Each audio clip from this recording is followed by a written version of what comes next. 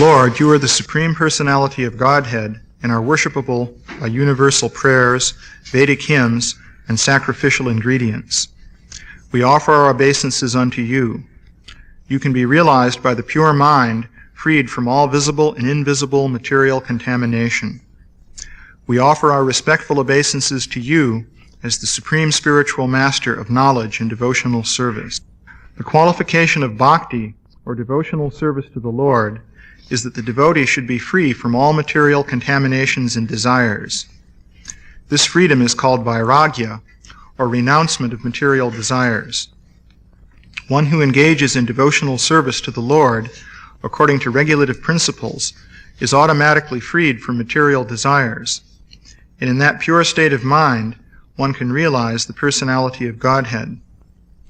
The personality of Godhead, being situated in everyone's heart, instructs the devotee regarding pure devotional service, so that he may ultimately achieve the association of the Lord.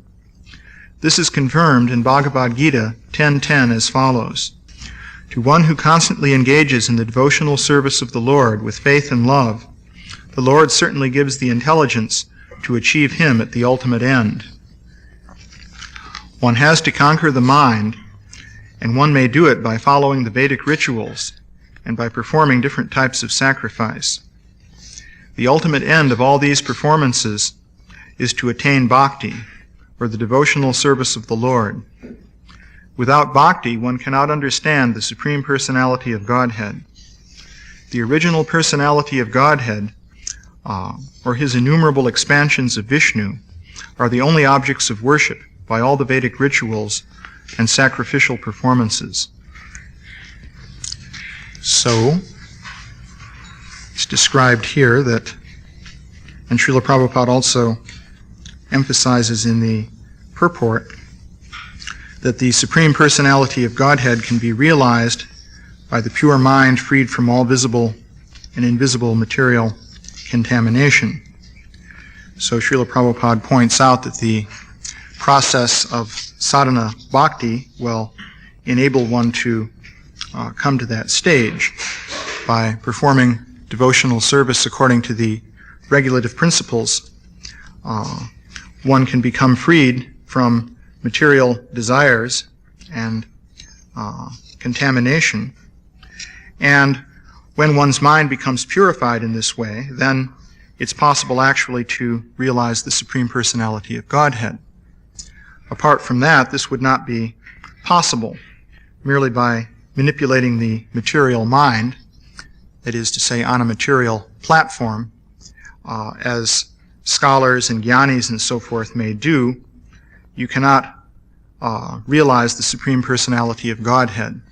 God remains an abstract idea or a mere theoretical principle, but you won't actually know God simply by remaining on the material platform. So the question is whether or not a person will engage in this process of Vaidhi Bhakti. So a person has to have motivation for doing that. Initially, one doesn't have this God realization. So without that realization, one must be motivated to pursue this process of bhakti according to regulative principles, so that ultimately one will be able to attain realized knowledge. So some initial faith is required. So of course the purpose of the Srimad Bhagavatam is to establish that faith in the aspiring devotees. And so the Srimad Bhagavatam gives an elaborate description of the nature of the universe.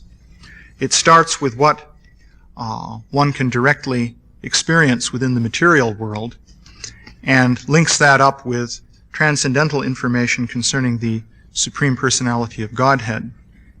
So the main idea there is to enable us to understand the relationship between Krishna and the material world. If we can understand that, then we can understand Krishna's position as the Supreme Personality of Godhead. That makes it reasonable to dedicate one's life to the worship of Krishna, which is this process of bhakti yoga. So the Srimad Bhagavatam is intended to establish that faith in the individual. So Srila Prabhupada has pointed out on various occasions that the Bhagavatam begins with, the first 9 cantos, which describe in various ways the relationship between Krishna and the material energy. And then it culminates in the 10th canto, which directly describes the intimate pastimes of Krishna on a completely transcendental platform. So, here we're reading this passage on the appearance of Lord Varaha. So, what I thought I would do today is, just for the fun of it, go through some material showing how one can relate this to what people see in the universe. So the Bhagavatam is relating the Supreme Personality of Godhead to the material universe, but its perspective on the material universe is somewhat unusual from the point of view of what people are accustomed to in the Western countries. However, by studying what is said in the Bhagavatam and other Shastras, one can get some interesting insights on this. So I thought I would just go through some of it. One interesting thing to note is that in the next 2 verses there's a description of sort of poetic description of what it looked like for Lord Varaha to lift the earth on his tusks. So I thought I would read that. It's kind of interesting. Of course, this will be gone over tomorrow. But it's, O lifter of the earth with its mountains, which you have lifted with your tusks, is situated as beautifully as a lotus flower with leaves sustained by an infuriated elephant just coming out of the water. O Lord, as the peaks of great mountains become beautiful when decorated with clouds, your transcendental body has become beautiful because of your lifting the earth on the edge of your tusks. So it's an interesting poetic description. You can imagine a mountain in the distance with horizontal strata of clouds clustered around the peak of the mountain. So this comparison is made in describing how the earth looked when Lord Varaha lifted it up. So one point to make about the description of the universe in the Vedic literature is that this is a multi-dimensional or multi-level description. We're accustomed to thinking of everything as situated in 3-dimensional space. This is, of course, natural, because that's our ordinary experience. And in scientific studies, this is reinforced by descriptions of 3-dimensional coordinate systems and so forth. So it seems that everything is situated within 3 dimensions. However, if you directly examine the descriptions given in the Srimad Bhagavatam, you can see that the universe is not really described that way. And so according to the Bhagavatam, the universe is not something that you can accommodate simply within 3-dimensional space. That would be true in this case. In the class I gave the other day, I pointed out that the earth lifted by Lord Varaha is the entire Bhumandala planetary system. And that goes out to the coverings of the universe. So that means that there's really no room to maneuver around that within the universe. The description that was given by Vishwanath Chakravarti Thakur that I read indicated that, in fact, there's a small gap between the edge of Bhumandala and the shell of the universe so that Varaha can move it up and down. So also it gives Sheshanaga something to do in lifting the earth, because if it was rigidly bolted onto the outer covering, there'd be no need for that. So you can see, though, that wouldn't give Lord Varaha very much room to maneuver to lift the earth. But yet it's described that he is doing so, and here we have this poetic description of of what it would look like. So the descriptions in the Bhagavatam refer to a universe that can be seen from many different aspects. There's one interesting analogy to help explain this, and that is the idea of virtual reality. I made that video, Simulated Worlds, to indicate this to some extent. But virtual realities are very big business these days, and probably they'll become much more prominent as time goes on. You can project a person into a computer-generated world through a suitable sensory interface. So the analogy I made in that Simulated Worlds video was that the actual universe is very much like that, in the sense that the spirit soul is projected into an unreal universe. In the very beginning of the Bhagavatam, it stated that this universe seems to be real even to the great sages and demigods, but actually it's not. So, what does it mean to say that the universe is unreal? Does that mean it's not there? Obviously, it's there. You can't get away from it. But the meaning is that this is an artificial construct in which the conditioned souls are placed so that they can undergo certain experiences. It is created by Mahavishnu by manipulating the material energy. It exists for some time, and then at a certain point Mahavishnu again absorbs it into his body. All the elements are annihilated and the universe ceases to exist. Then again he'll create other universes, and so forth. So the spirit soul is projected into this illusory arrangement. And this is analogous to the person being projected into an illusion created by the computer. The illusion also exists in the sense that the person in the illusion experiences it, if he's projected into the computer-generated world. And also there's a computer there, which is real, and there's a programmer. That would correspond to Mahavishnu and his energy. That is, Mahavishnu corresponds to the programmer and the computer corresponds to his energy in that metaphor. But the universe as an actual structure is not the ultimate thing. It's merely an appearance created by the computer program. So that's the analogy. Another interesting aspect of this is that virtual realities can have many different levels. You can easily see how you can do this with a computer program, because you're not just limited to objects within three-dimensional space. You can create an illusion of three-dimensional space, or you could create other illusions. You could arrange for the person within a given illusory three-dimensional space to go through a transition and enter into a different illusory three-dimensional space. All this could be done within the computer in a virtual reality. And we can expect that shortly this will become commercially available so that people can experience this.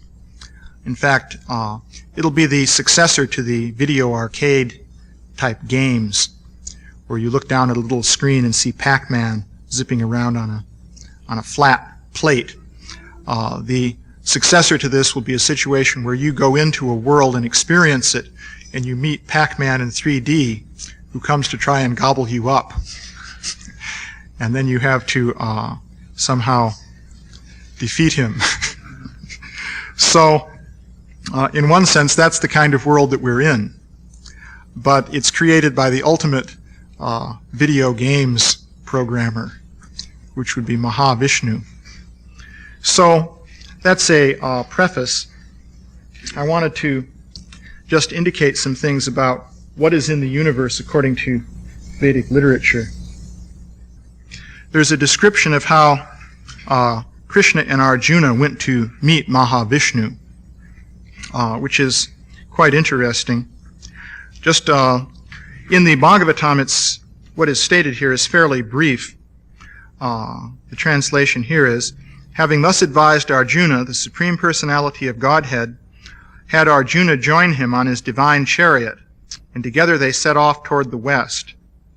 The Lord's chariot passed over the 7 islands of the middle universe, each with its ocean and its 7 principal mountains. Then it crossed the Loka boundary and entered the vast region of total darkness. In that darkness, the chariot's horses, Shaibya, Sugriva, Megapushpa, and Balahaka, lost their way. Seeing them in this condition, O best of the Bharatas, Lord Krishna, the supreme master of all masters of yoga, sent his Sudarshan disc before the chariot. That disc shone like thousands of suns. So that's the description that is given here of Arjuna and Krishna traveling in a chariot drawn by horses through outer space. Some people might not like the idea of a horse-drawn chariot going through outer space. But we can say a few things about that. Let's see.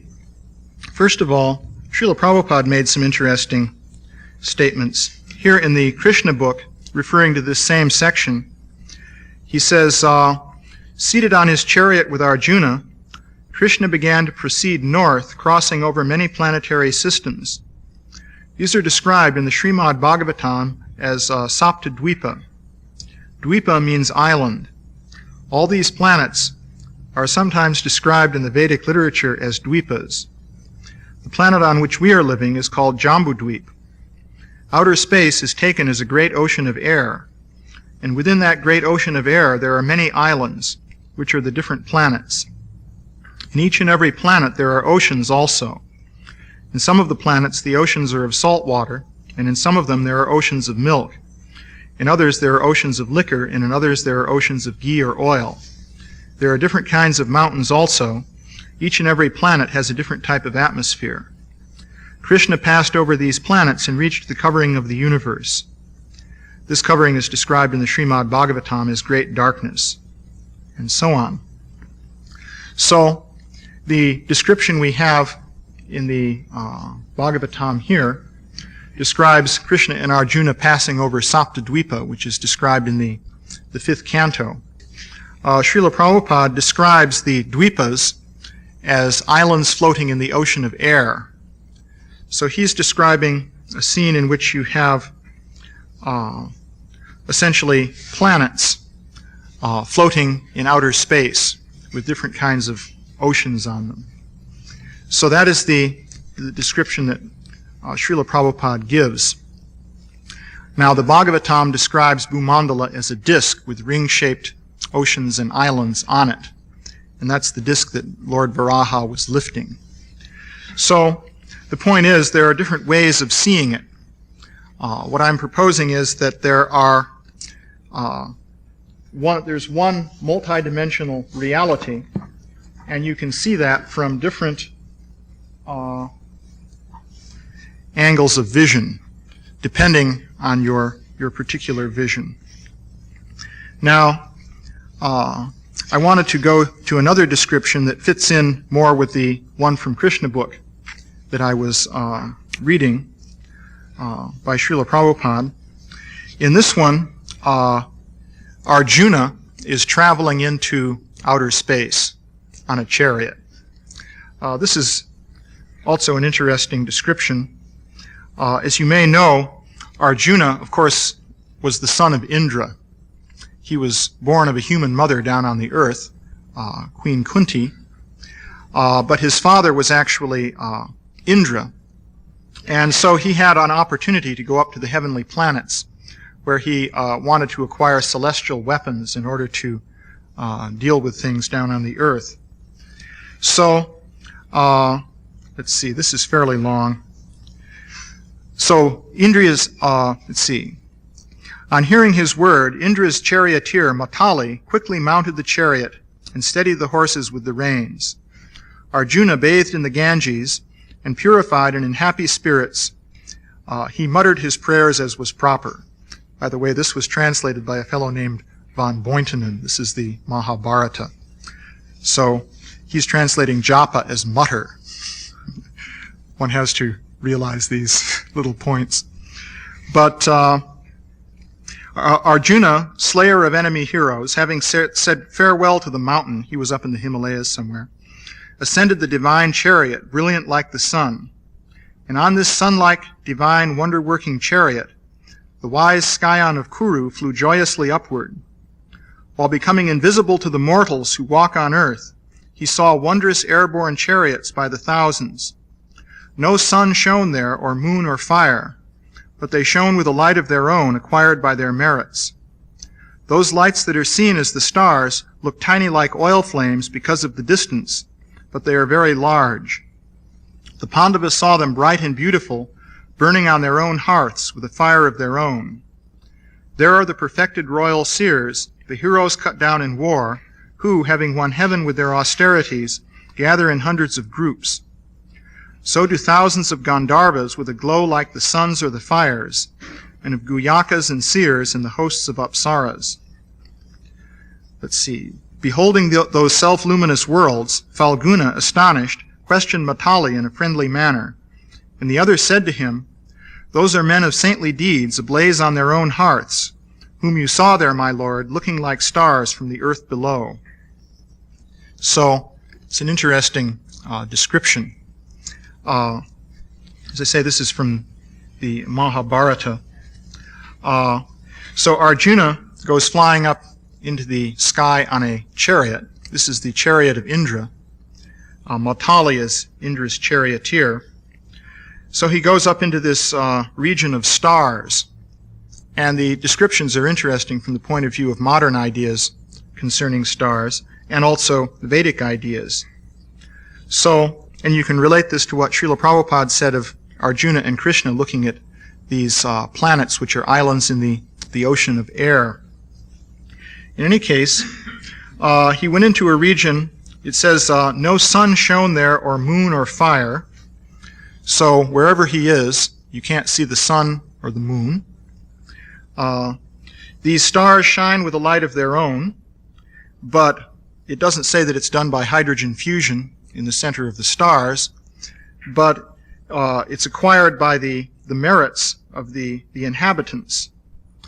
These inhabitants are of different types, it's described here. Some of them are perfected royal seers. I suspect that that's translation of Rajarshi. A royal seer is probably a Raja Rishi. Cut down in war, who have won heaven. So that's one way you can go to the heavenly planets, by being killed in battle. Also, there are Gandharvas and so forth. These glowing places are called hearths.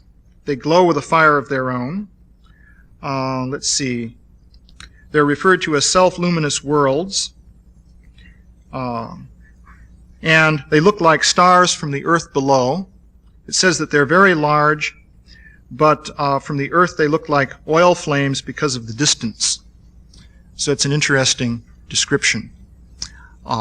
You may, of course, know that as far as modern science is concerned, the stars are very far away and they're very large and self-luminous, and they look small because of the distance.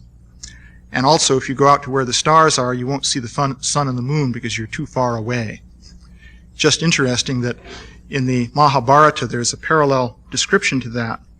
But at the same time, these stars are inhabited by these different beings who are actually responsible for the luminosity.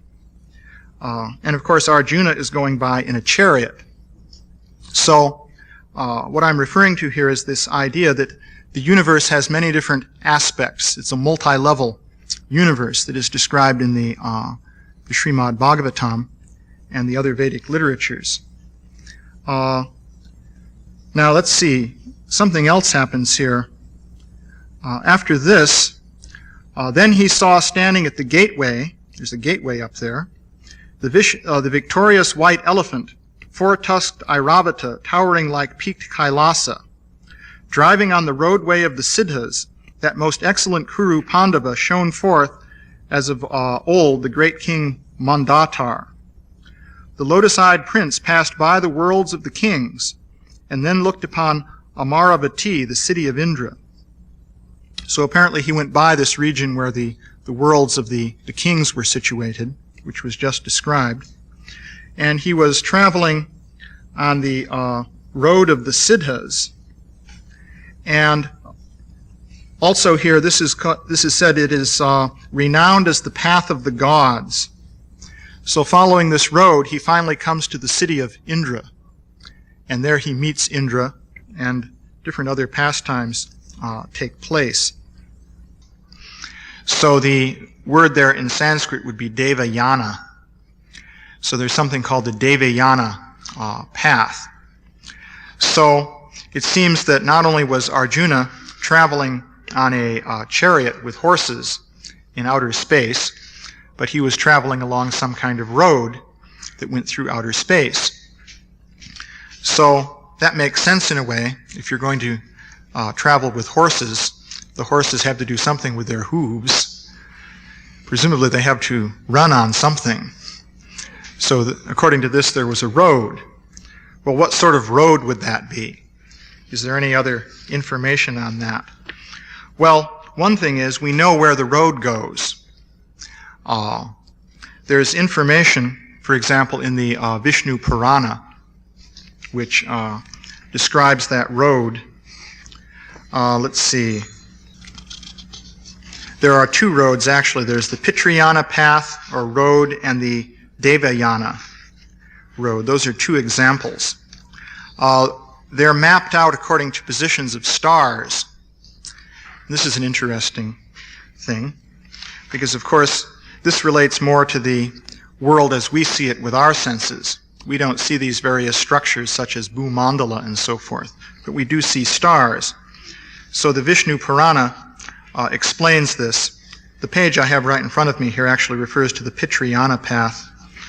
It says, on the north of Agastya and south of the line of the goat, exterior to the Vaishvanara path, lies the road of the Pitris.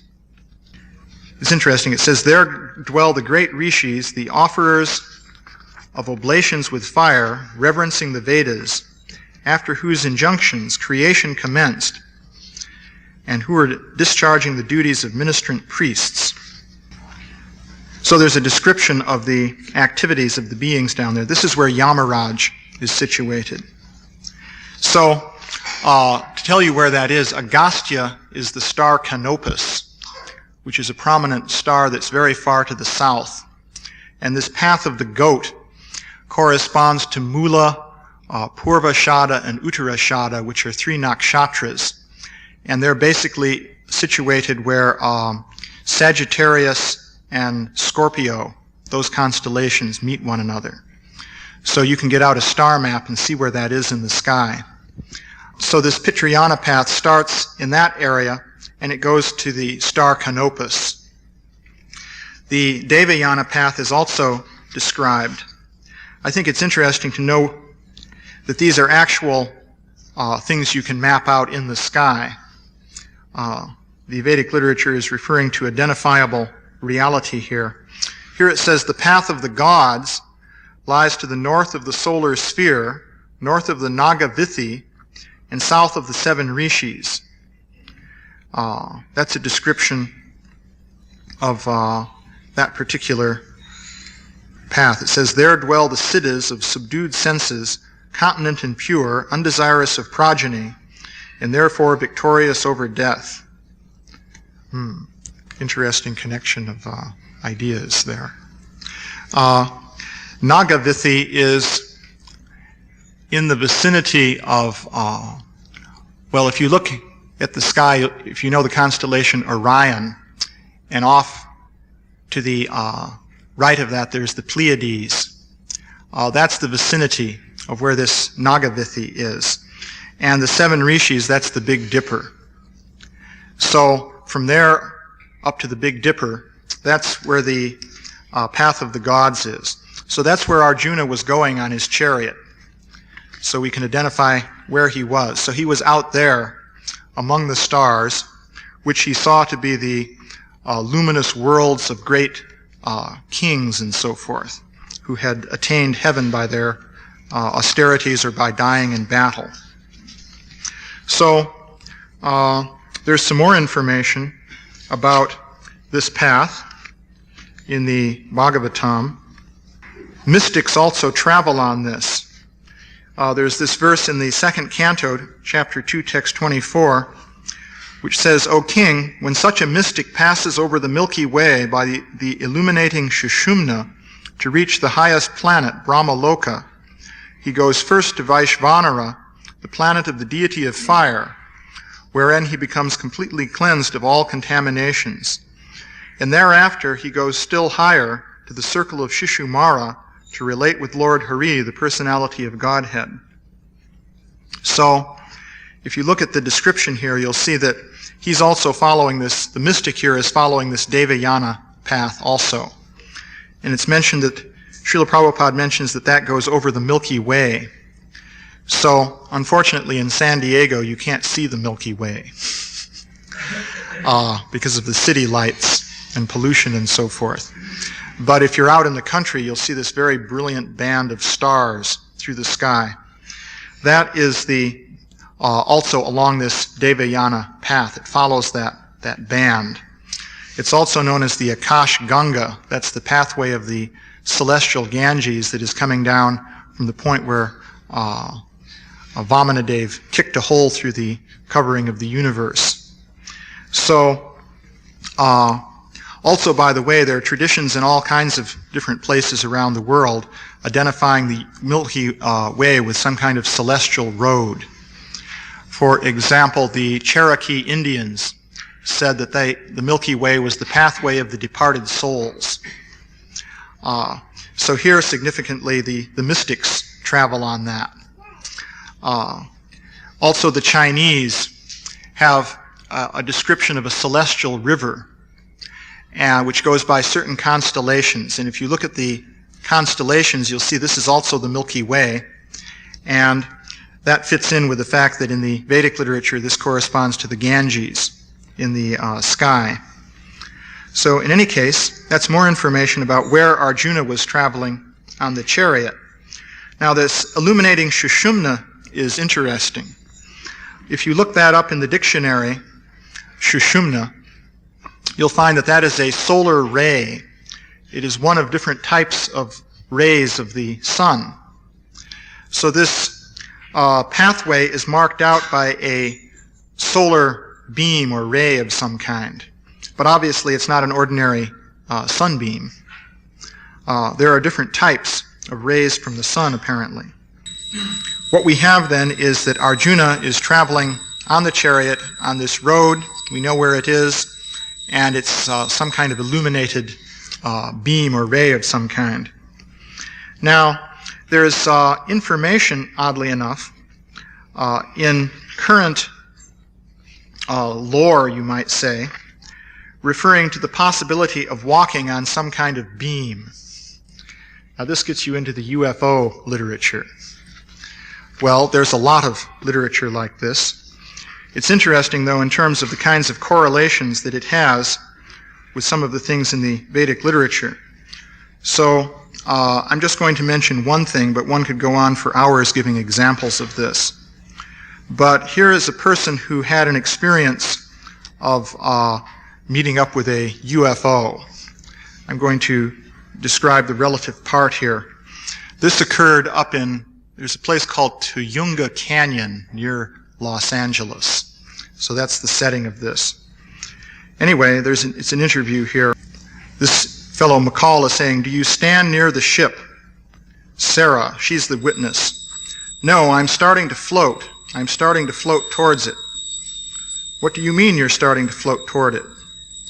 "Well, they're walking with me, but my feet aren't on the ground." Then he's asking, "They were on the ground when you came out of the house. How come they're not on the ground now?" Sarah, "Well, there's a beam of light. It's like, now you see a beam of light? I'm on the beam of light. I'm standing on it, and it's angled. It's like, it's about the same angle as an escalator would be, except that it doesn't have ridges or steps. It's very smooth and solid, and you kind of stand on it." "All right, let's go out in the yard again. Now you're standing on this beam of light." So she says a couple other things. let's see, and then, what's happening with your friends? They're all around me. They're on the beam of light also? Yes, but they're kind of, now I'm walking. All of us are walking.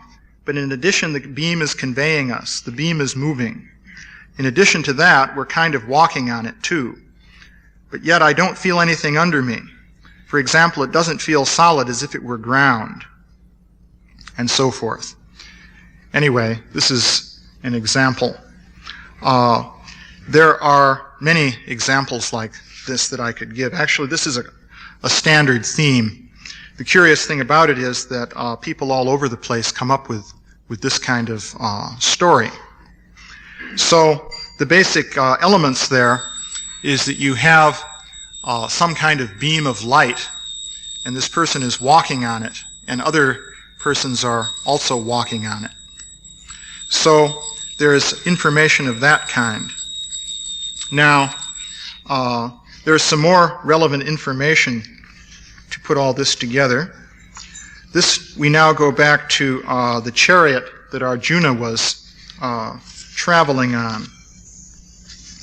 This refers to the kind of chariot that would be involved. First of all, this isn't exactly the same chariot that he was on at that time. That was Matali's chariot from the kingdom of Indra. But this is a description of the one in which he fought in the battle of Kurukshetra. Anyway, it says the chariot had all necessary equipment. It could not be conquered by gods or demons, and it radiated light and reverberated with a deep rumbling sound. Its beauty captivated the mind of all who beheld it. Vishvakarma, the lord of design and construction, had created it by the power of his austerities, and its form, like that of the sun, could not be precisely discerned. So we see that the chariot here is not an ordinary sort of construction.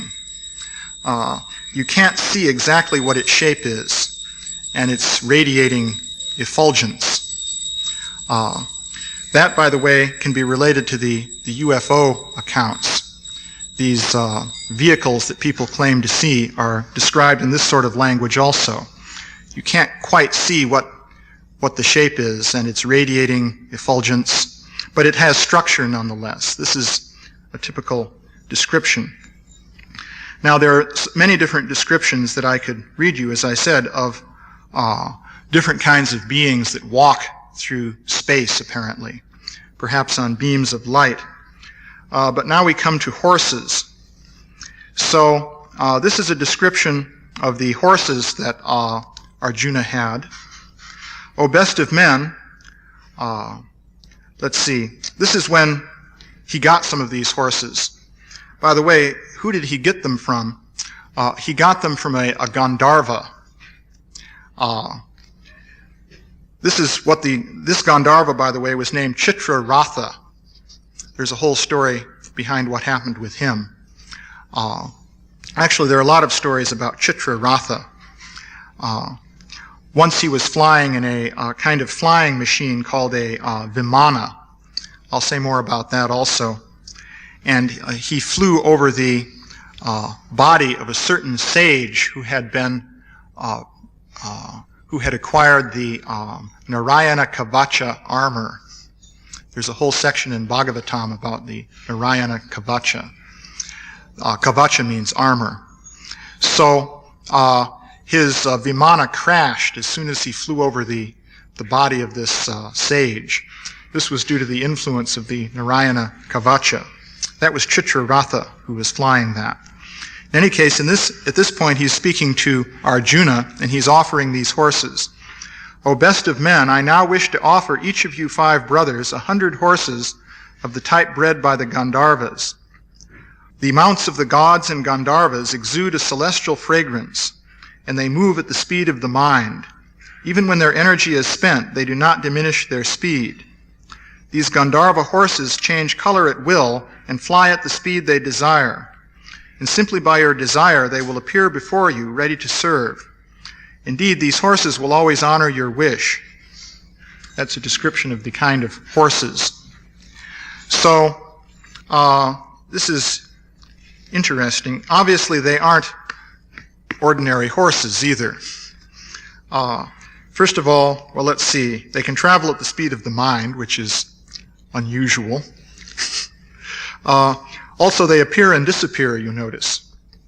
And not only that, but they respond to telepathy. At least if you own those horses, I guess if you have the right owner's certificate given by Chitraratha, then when you desire them to appear before you, they will appear there. So this is the nature of the horses. They sort of fit in with the chariot. Now, as I was saying, you can connect this with this UFO phenomenon, because there you also have beings. I can't acquaint you with all the literature that exists there, but it's voluminous. There you have all kinds of accounts of beings that will appear and disappear. Just to mention one other example, there is a man named Maurice Massé, who was a farmer near a town of Valensole in France. This was back in, I think, the 1950s. And the description is that he was an ordinary fellow, sort of pragmatic, not given to flights of fancy. He was a regular farmer. So one day this oval craft came floating down and landed on his field, which was a bit disturbing. Some little men got out of it, and they came floating through the air. He said they slid along beams of light. So he saw this. I won't describe what they looked like. They were rather strange. Then they slid back, went into their craft. The craft flew up a little ways into the air and vanished. Just like poof, it was gone. However, it left marks on his field, so where the plants were disturbed. That's just another of many examples. So you can fit this in with the Vedic descriptions. Let's say that basically there's a correlation here. Now there's more that can be said about these beams of light. Of course, in these UFO accounts, these are small, localized affairs, whereas we were describing a roadway that Arjuna was following through the stars. Another piece of information that can be given is related to a word, vihayasa. This word is used very often in the Bhagavatam, and it's translated in different ways. In the verse that I read to you about the mystic traveling over the Milky Way, the word vihayasa is used there, but it's used in other places. Basically, it's translated as a kind of pathway. Srila Prabhupada very often says skyway. It's a kind of path.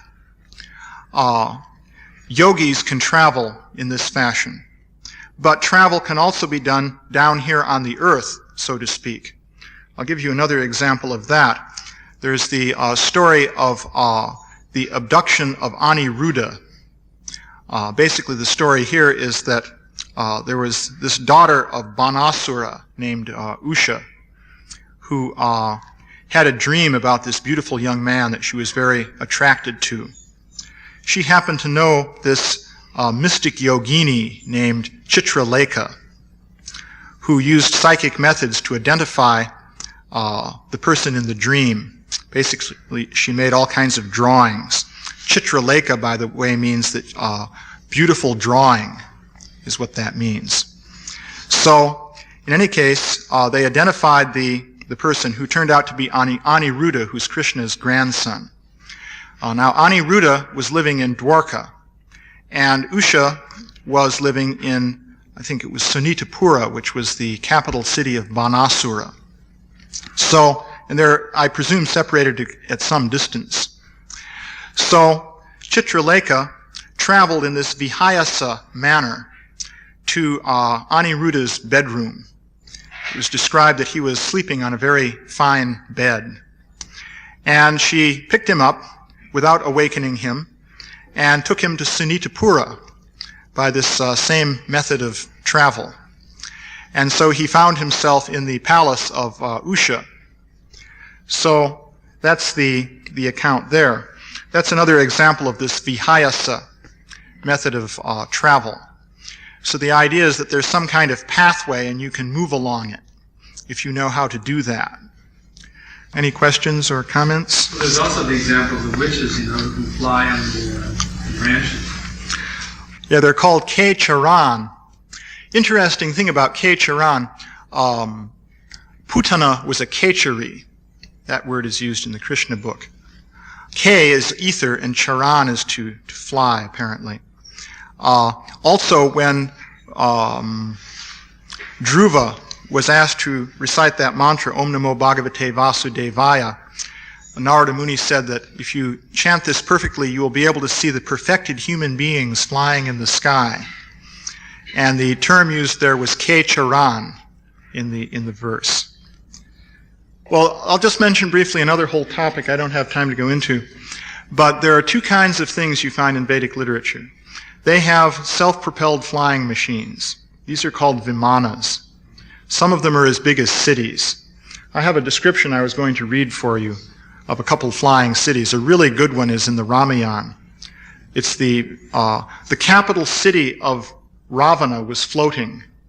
It was a floating city, described as looking like a milestone to the sun. So that was also built by Vishvakarma. So there are two kinds of things. There are horse-drawn vehicles, and there are vehicles that look like a hunk of architecture with nothing that moves it. Both things are there. Also, there are small vehicles, just like that one that Chitra Ratha was flying. That was not a horse-drawn thing. That was just a machine. Another example would be another Gandharva, forget his name right off, was flying near where Devahuti was playing on top of her father's palace. And it said he was so overwhelmed by looking at her that he fell out of his vimana. So that one sounds like a single-seater, sort of like a Piper Cub type of vimana. So they come in all sizes. So you've got both things. Well, actually, there are three things, basically. There's travel in the vimanas. That's very commonly mentioned. Then there's travel on chariots and so forth, drawn by horses, which are also mystical horses, obviously. And then there's just travel on one's own power. Durvasa Muni went all over the universe just on his own power. This same Chitraratha offered Arjuna different benedictions. One benediction he offered Arjuna was a universal spy system known as Chakshusha, with which you could see anything going on anywhere. And he said it's with this that the Gandharvas have become nearly as powerful as the gods. So they had an espionage system of a mystical nature. Arjuna scorned that one, didn't care. But he took the horses. So it's a matter of one's interests. Well, Pushpika Vimana, oh yeah, that's there also. There are different types of vimanas. Srila Prabhupada describes three types, just to mention another thing. There are mechanical vimanas. Then there are Akash vimanas, which work by mind power. And then there are